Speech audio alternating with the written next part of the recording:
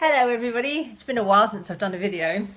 I thought I'd do one because I'd just been talking about energy and how we feel is really crucial to what we create in life.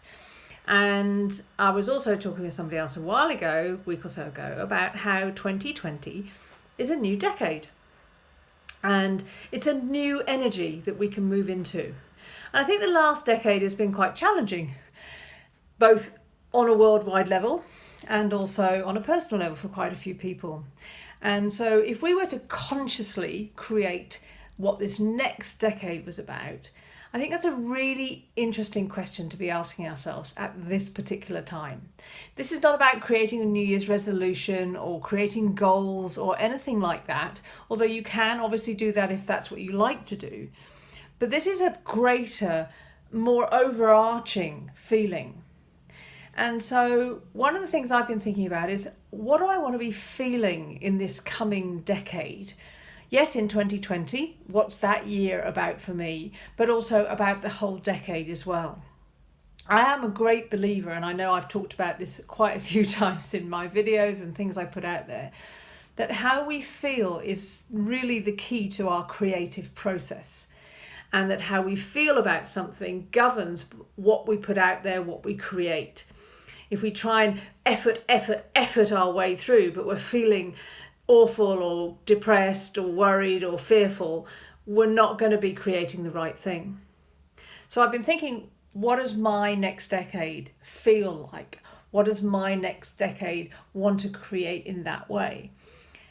And the feeling that came to me was ease and joy, actually. It's like those are the two key feelings. I know that when I feel easeful, everything flows. I know that when I feel joyful, I attract the things to me that I really want in my life. And so they might resonate with you, in which case feel free to borrow them if you want. But if not, then take some time, meditate on, contemplate. What do you want the key feelings to be for this next decade?